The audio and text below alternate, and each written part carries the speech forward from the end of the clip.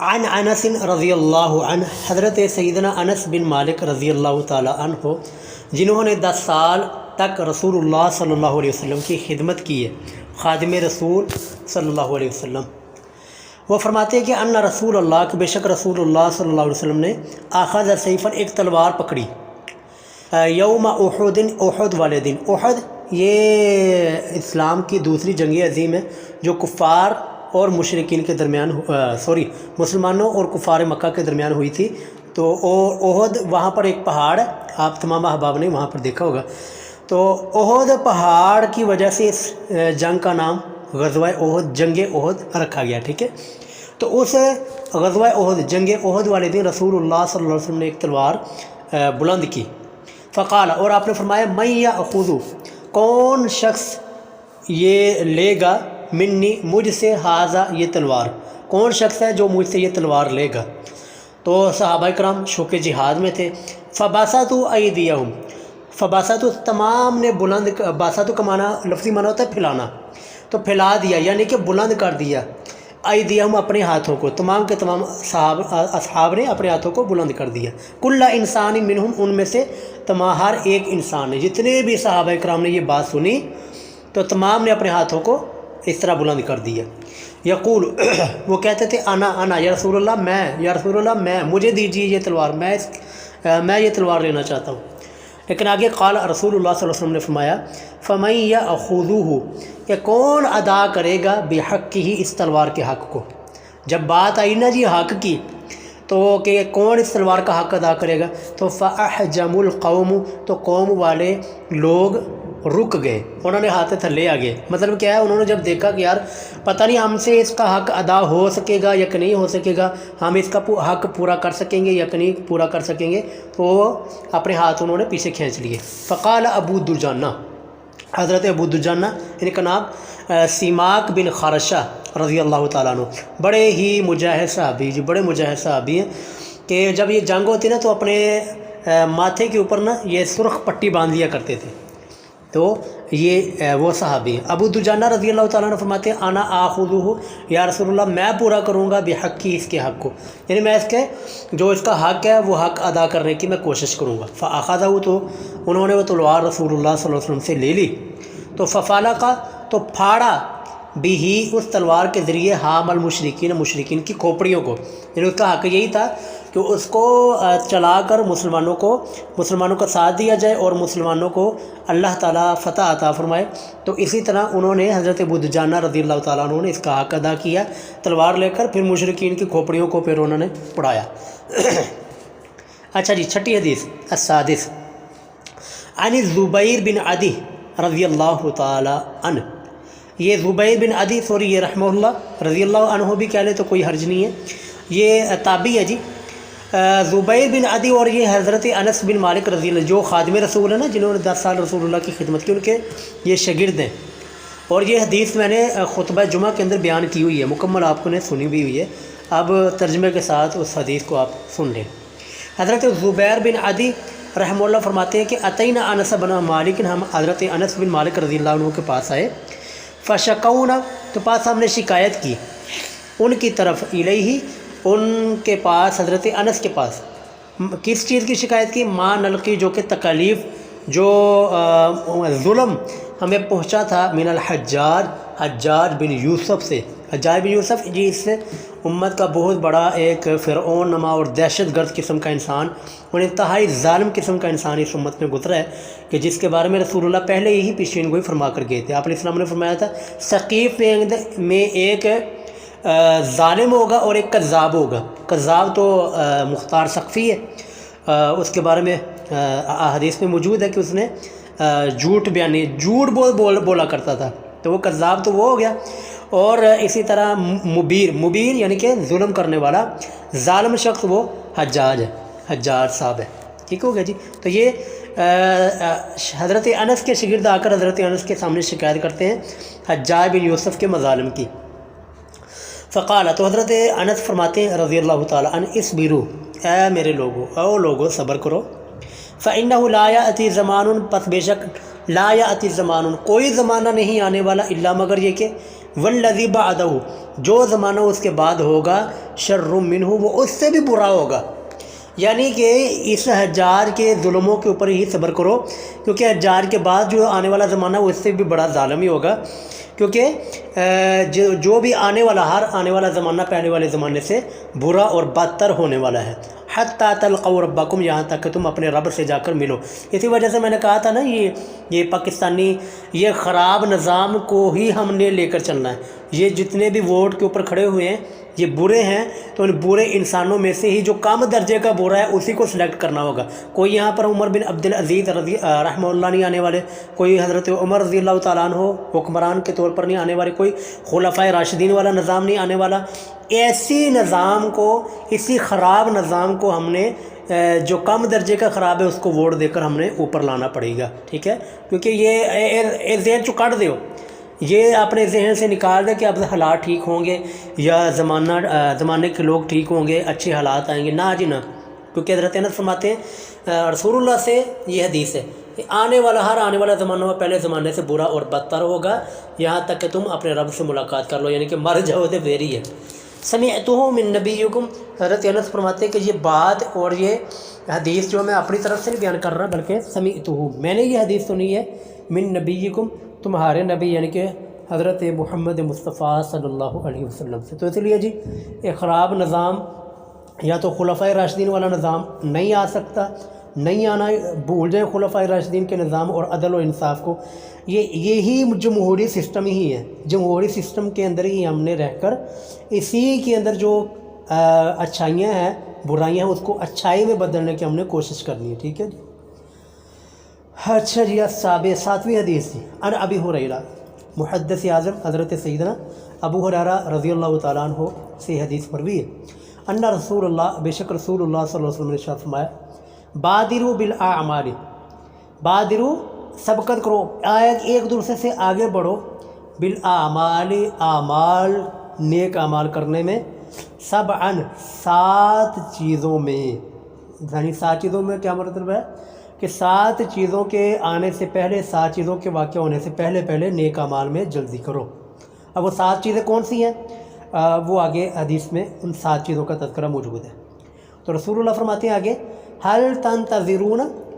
نہیں تم انتظار کر رہے، الا فقرا منسیہ، ہاں مگر یہ کہ فقرا، ایسے فقر کا، منسیہ جو کہ بلا دینے والا ہے، یعنی مطلب یہ ہے کہ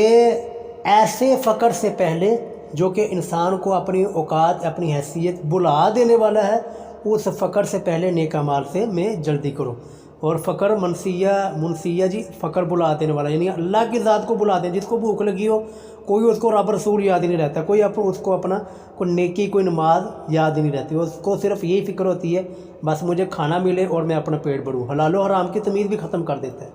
تو رسول اللہ نے فرمایا، حل تنتظرون الا فقرا منسیہ، کہ نیک اعمال میں جلدی کرو، کیا تم اس چیز کا انتظار کر رہے ہو کہ تم پر فقر آ جائے اور وہ تمہیں سارا کچھ بلا دے؟ اس فقر کے آنے سے پہلے نیک اعمال میں جلدی کرو۔ او غنی متغین، یا پھر ایسی مالداری، ایسا پیسہ، ایسی دولت، متغین جو کہ باغی بنا دینے والی، کیونکہ جب انسان کے پاس پیسہ آ جاتا ہے تو پھر انسان کسی کو منہ نہیں لگاتا، صحیح طرح سلام نہیں لیتا، سلام کا جواب نہیں دیتا، اس کے آنکھیں اس کی ماتھے کے اوپر چلی جاتی ہے۔ رسول اللہ فرماتے ہیں ایسی مالداری سے پہلے جو کہ انسان کو سرکش بنا دینے والی ہے، اس مالداری سے پہلے نیک اعمال میں جلدی کرو۔ او مرض مفسدن، یا اس بیماری اور اس مرض سے پہلے، مفسدن جو کہ بگاڑ کر رکھ دینے والا ہے، انسانی طبیعت کو، انسان کے ٹائم ٹیبل کو، اور انسان کی نیند کو، انسان کے نیک اعمال کو وہ تباہ اور برباد اور بگاڑ کے رکھ دینے والی بیماری سے پہلے نیک اعمال میں جلدی کرو۔ آپ دیکھتے نہیں کہ جو شخص، اللہ معاف فرمائے، جو بیمار ہو جاتا ہے بس وہ نماز روزہ بھی چھوڑ دیتا ہے، پھر بس اس کو کوئی ہوش نہیں رہتی۔ تو اس بیماری سے پہلے نیک اعمال میں جلدی کرو۔ اچھا، اگلی چیز، او حرامن مفندن، اور ایسے حرامن کہتے ہیں بڑھاپا، اور ایسے بڑھاپے سے پہلے مفندن جو کہ عقل کو ضائع کرنے والا ہے، پاگل بنا دینے والا ہے۔ یہ علماء دیوبند نے نا ایک کتاب لکھی ہے اعلیٰ حضرت کے خلاف. اعلیٰ حضرت نے پہلے لکھی تھی حسام الحرمین کہ حرم کی تلوار. اس کے جواب میں نا انہوں نے کتاب لکھی علماء دیوبند نے المہند علی المفند کہ ہند کی تلوار ایک پاگل اور بے عقل بابے پر. یہ مفندہ نہیں ہے، یہاں سے انہوں نے لفظ لیا تھا کہ پاگل بابا یہ اعلیٰ حضرت کو فرما رہے اور کہہ رہے تے اور کہنے کہ ساڈے ہمارے بزرگ چھڑ دیو جی گلاں، بڑے آپس میں ایک دوسرے کا احترام کیا کرتے تھے. احترام سیگا کہ رسول اللہ فرماتے ہیں کہ حرامن مفندن کہ ایسے بڑھاپے سے پہلے جو کہ بڑھاپا عقل کو ضائع کر دینے والا ہے، پاگل بنا دینے والا ہے، ایسے بڑھاپے سے پہلے نیک اعمال میں جلدی کرو. اور انہوں نے اتھوں لفظ مفندن اٹھایا اور وہاں پر جا کر اعلیٰ حضرت پہ جا کے فٹ کیا. بولا اعلیٰ حضرت نے بھی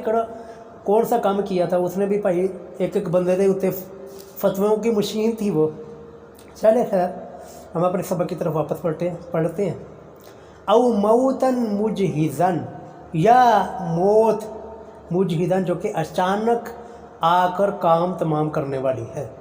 اس اچانک موت کے آنے سے پہلے نیک اعمال میں جلدی کرو. ابھی دجال اور دجال یعنی دجال کے نکلنے سے، دجال کے آنے سے پہلے نیک اعمال میں جلدی کرو. اب دجال کو نا فشر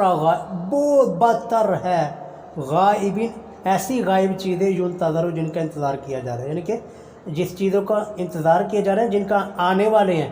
ان تمام آنے والوں میں سے سب سے بدتر فتنہ، سب سے برا فتنہ وہ دجال کا فتنہ ہے. اور دجال کے فتنے سے آنے سے پہلے تم نیک اعمال میں جلدی کرو. آگے جی 7ویں چیز ابھی الساعہ یا قیامت کے آنے سے پہلے نیک اعمال میں جلدی کرو. فالساعۃ پس قیامت ادھا بہت ہی زیادہ ہولناک و امر اور انتہائی تلخ ہے کہ جو کہ ہر چیز کو مٹا کر رکھ دینے والی ہے، ہر چیز کو ختم اور تباہ کر دینے والی ہے. تو یہ جی رسول اللہ نے فرمایا کہ 7 چیزوں سے پہلے جو ہے نا تم نیک اعمال میں جلدی کرو. ایسا نہ ہو کہ یہ چیزیں آ جائیں اور پھر تم نیک عمل نہ کر سکو. ٹھیک ہے جی، اللہ تعالیٰ ہمیں ان نیک اعمال کرنے کی توفیق عطا فرمائے. اور یہ جہاں پر بیماریاں یا عیوب بیان کیے گئے، اللہ تعالیٰ ہمیں ان بیماریوں سے اور ان ایبوں سے اللہ تعالیٰ ہمیں محفوظ رکھے. ٹھیک ہو گیا جی. اچھا جی الثامن آگے جی 8ویں حدیث عنہ، انہیں سے یعنی حضرت ابو ہریرہ رضی اللہ تعالیٰ عنہ سے ہی یہ حدیث مروی ہے. حضرت ابو ہریرہ فرماتے ہیں ان رسول اللہ، بے شک رسول اللہ صلی اللہ علیہ وسلم نے قال فرمایا یوم خیبر، یوم خیبر والے دن. خیبر جی یہ یہودیوں کے جو ساتھ جنگ ہوئی تھی نا، وہ جنگ خیبر، تو وہاں پر وہاں خیبر کا ایک جگہ کا نام ہے، وہاں پر یہودیوں کے قلعے آباد تھے. تو اس جگہ کی وجہ سے اس کو غزوہ خیبر، جنگ خیبر کہا جاتا ہے. تو جنگ خیبر والے دن نا رسول اللہ صلی اللہ علیہ وسلم نے ارشاد فرمایا لأعطین، میں ضرور دوں گا، ہذہ الرایۃ، یہ والا جھنڈا، رجلاً ایسے آدمی کو، یحب اللہ و رسولہ، جو کہ محبت کرتا ہے وہ اللہ اور اس کے رسول کے ساتھ. اور ایک حدیث میں آتا ہے کہ اللہ اور اس کے رسول بھی اس کے ساتھ محبت کرتے ہیں. تو یفتح اللہ، تو فتح عطا کر دے گا اللہ تعالیٰ علی یدیہ، اس آدمی کے ہاتھ پر. یعنی رسول اللہ نے وعدہ فرما لیا کہ میں صبح ایسے بندے کو جھنڈا دوں گا کہ جس کے ساتھ اللہ اور اس کا رسول، اور وہ بھی اللہ اور اس کے رسول کے ساتھ محبت کرتا ہے، اور اللہ تعالیٰ اس کے ہاتھ کے اوپر فتح عطا فرما دے گا. ٹھیک ہے. تو قال عمر، حضرت عمر بن خطاب رضی اللہ تعالیٰ عنہ فرماتے ہیں، کہتے ہیں کہ ما احببت، میں نے کبھی پسند نہیں کیا، میں نے کبھی محبوب نہیں رکھا، میں نے کبھی پسند نہیں کیا الامارہ، امارت کو، حکومت کو، امیر بننے کو میں نے کبھی پسند نہیں کیا، الا یوم الدین، سوائے اس دن کے. یعنی کہ جب رسول اللہ کی زبانی اتنی یہ نا آپ نے اسلام کی زبانی اتنی بڑی یہ خوشخبری اور اتنی بڑی سعادت کہ اللہ اور اس کے رسول بھی اس کے ساتھ محبت کرتا ہے اور وہ بھی اللہ اور اس کے رسول کے ساتھ محبت کرتا ہے. تو حضرت عمر فرماتے ہیں فتساورت، میں بلند ہوتا رہتا. بلند یہ ہوتا ہے کہ اپنے پاؤں کو اوپر اٹھانا، یعنی اپنی گردن کو اوپر اٹھانا کسی کو دکھانے کے لیے، اس کو کہا جاتا ہے فتساورت. تو کہتے ہیں میں بلند ہوتا رہا لہا، اس جھنڈے کے لیے، رجاء، اس امید پر، ان ادعیہ،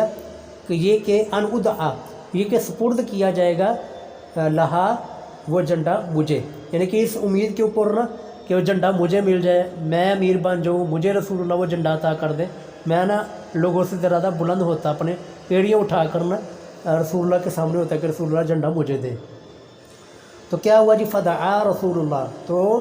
بلایا رسول اللہ صلی اللہ علیہ وسلم نے علی بن ابی طالب، حضرت سیدنا علی بن ابی طالب رضی اللہ تعالی عنہ کو، ٹھیک ہو گیا جی۔ تو فَأَعْطَاهُ إِيَّاهَا، تو وہ جھنڈا دے دیا رسول اللہ صلی اللہ علیہ وسلم نے حضرت سیدنا علی المرتضیٰ رضی اللہ تعالیٰ عنہ کو۔ اگر یہاں پر تو حدیث مختصر ہے نا، تو باقی حدیثوں میں موجود ہے کہ حضرت علی رضی اللہ تعالیٰ عنہ کی کو اشوب چشم تھا، آنکھ درد کر رہی تھی، آنکھیں کھل نہیں رہی تھی، تو رسول اللہ صلی اللہ علیہ وسلم نے اپنا لعاب دہن، اپنا مبارک تھوک وہ سیدنا علی رضی اللہ عنہ کی آنکھوں میں لگایا،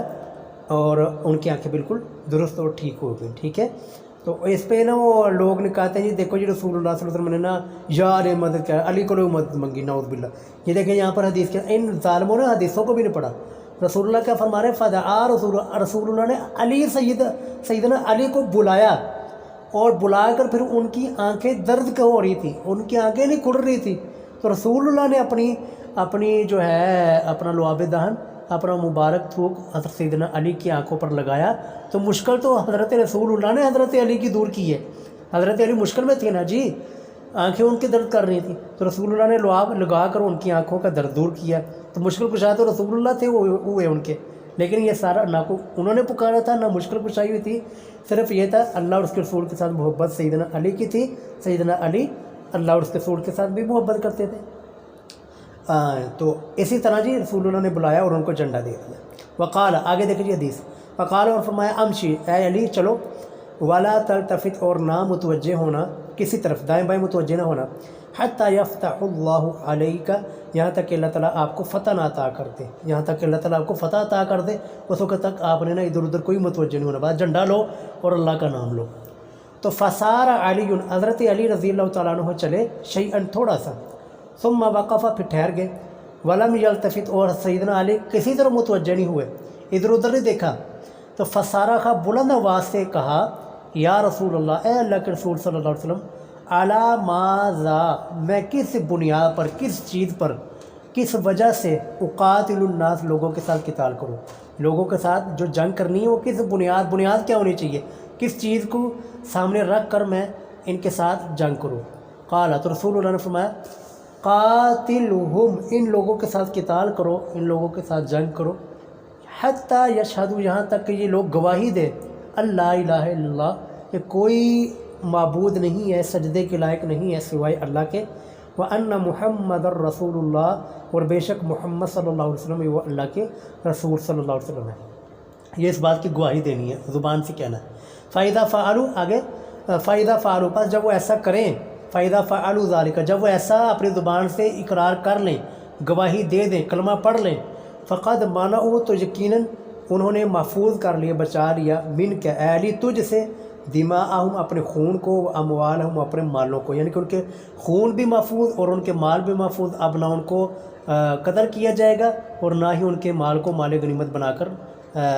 یہ صحابہ کے درمیان تقسیم کیا جائے گا، ٹھیک ہے۔ ان کے مال اور خون دونوں محفوظ ہو گئے جب انہوں نے کلمہ شہادت کا اقرار کر لیا، الا بھی حق کیا، سوائے اس کے حق کے۔ حق سے کیا مراد ہے جی، کہ ایسا نہیں ہے کہ مسلمان ایک شہادت کا اقرار کر لیا تو اب جو ہے وہ کسی بھی مسلمان کو قتل کریں گے تو قصاصاً ان کو قتل نہیں کیا جائے گا، یا کسی مسلمان کا مال لوٹیں گے تو ان کو مال واپس نہیں کیا جائے گا، نہیں، یہ مطلب نہیں ہے، بلکہ یہ ہے کہ اگر اس شہادت دینے کے بعد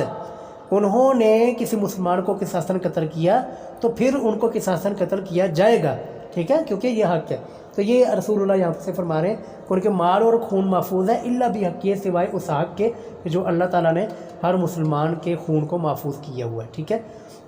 وَحِسَابُهُمْ عَلَى اللّہ، اور ان کا حساب اللہ پر۔ حساب اللہ سے کیا مراد ہے جی، زبان سے جس نے